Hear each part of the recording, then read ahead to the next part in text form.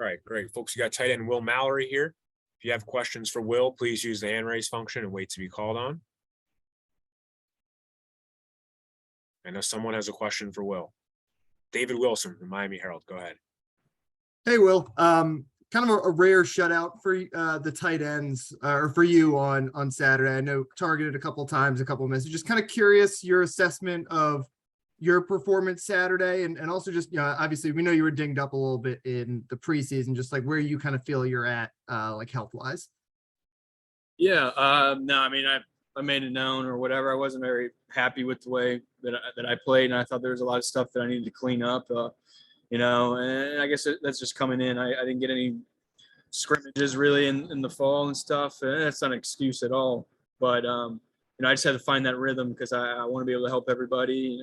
Got to be there for Tyler and be on that rhythm. So just stuff that I need to clean up. But I obviously most important, the team got the W, so that's all that matters. But so just got to work on things. I was just kind of curious. This is obviously a big game, SEC opponent. And when you were you were already committed at this point, but when you were getting recruited, Miami had that big win against Notre Dame, and obviously that ended up being a really highly ranked recruiting class. What does a game like this, just thinking back to when you were recruited, a game like this do recruiting wise?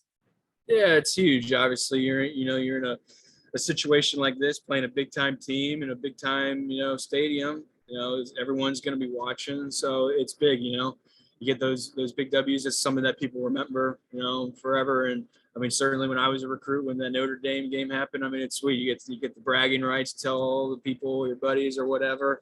But no, it's huge for this program, huge for the team. Recruiting, I know that's going to be a big attraction. So it's just a great opportunity for us in the university. Go to Adam Lichtenstein from the Sun Sentinel. Adam. I will. Obviously, I'm sure the coach is trying to keep you guys insulated, might be the word, but does it, for you guys on the team, a game like this, does it get you guys pumped up, to get you guys, more excited than normal just to play, a big time opponent, night game, 100,000 people there? I mean, how do you guys feel about it, I guess? Yeah, I mean, I think we always approach everything. It's just like, hey, it's the next game. And, so that's one's the most important. But, obviously you're playing in a stadium like this or an atmosphere like this against a team like this, things are going to be a little different. It's going to be very exciting. Everyone's going to be watching. So it's a great opportunity, like I said. But, you get excited for moments like these. It's a reason why you came to the University of Miami is playing big time games. So, like I said, it's just a great opportunity for us to go out there. Go to Luke Cheney from All Hurricanes. Luke. Hey, Will. So, like Southern Miss at times, Texas A&M's linebackers and cornerbacks are very physical off the line and in coverage. What can the wide receivers and tight ends do to really combat that level of physicality? Yeah, something that Coach Cristobal always instills and always emphasizes is our physicality. So, we know what they got on their side, and they're, like you said, great physical players, great athletes. So it's a great challenge, but that's something that we have to bring the physicality. We got to be the team that punches first. So that's been an emphasis all week, and I know it's an emphasis all the time, but definitely this week too is we got to bring that physicality. We got to set that tone. So that's something that that we have to do. Go to Manny Navarro from The Athletic. Hey, Will, Tyler, after the game on Saturday, said there's still probably a lot of this offense that you guys haven't necessarily shown. I'm curious, from a tight end perspective, is this week sort of one of those weeks where maybe, hey, you'll put up bigger numbers because there'll be more to the offense? There'll be more to what you guys' responsibilities are? Yeah, there's not like a certain week, I guess, that's dialed into one position. We're all given opportunities to make plays and stuff. And last week, the same thing. And, hey, that's on me that we tight ends maybe didn't get those numbers. So, but, this is a great opportunity for all of us. There's not one thing in the game plan that's signaling out someone. It's a great overall game plan for everyone to make plays. When your number gets called, you got to make those plays. So, we're excited to get that opportunity this week. Go to Susan Miller-Degnan from the Miami Herald. Susan. Hi there. The noise factor. I know Jakai was saying you just have to, concentrate on the 11 guys, on your team.